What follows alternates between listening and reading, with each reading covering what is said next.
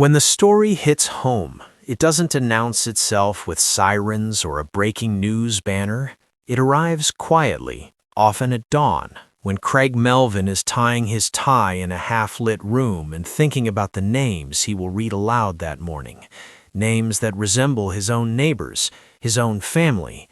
Names that could belong to anyone who has lived long enough to know that luck is temporary and love is permanent.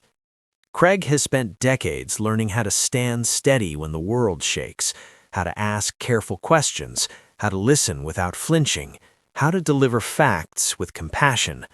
But the older he gets, the more the distance between the newsroom and the living room shrinks, until the stories he covers start following him home.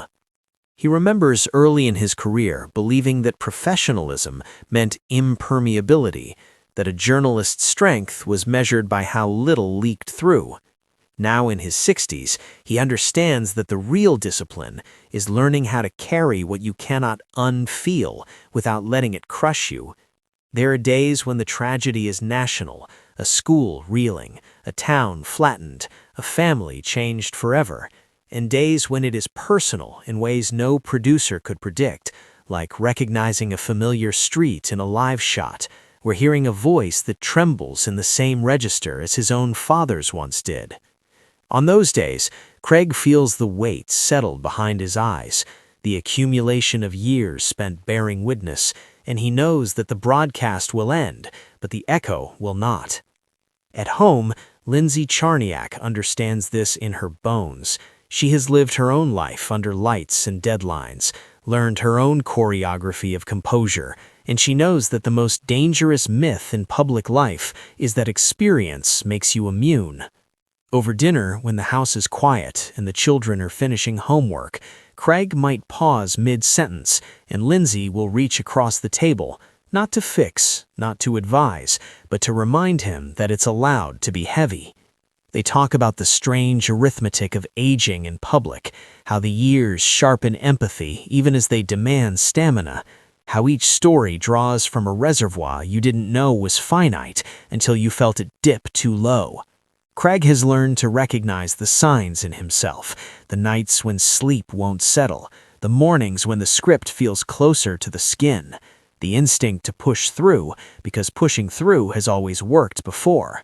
He's learned, too, that pushing through without tending to the bruises is how good men burn out quietly. So he walks. He listens to music that predates his career. He calls his mother.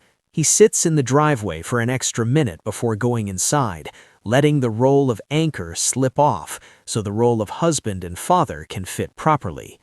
The audience, many of them his age, many of them carrying their own catalogs of loss, sees only the steadiness, the familiar cadence, the sense that someone competent is at the wheel.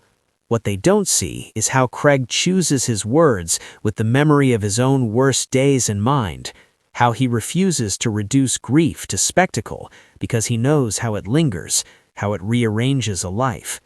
He has covered tragedies that changed policy and tragedies that changed nothing at all, and the older he gets, the more he measures success not by ratings or awards, but by whether the telling did justice to the living and the dead alike.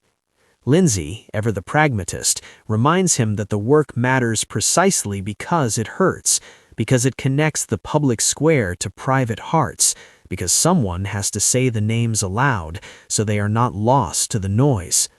On weekends, they find small rituals, coffee early, a game on mute, a walk without phones that stitch them back together. They talk about the future with a gentler ambition now, about staying curious without staying raw, about mentoring the next generation to be brave without being brittle. Craig knows he cannot stop the stories from hitting home. He can only decide how they live with him once they arrive.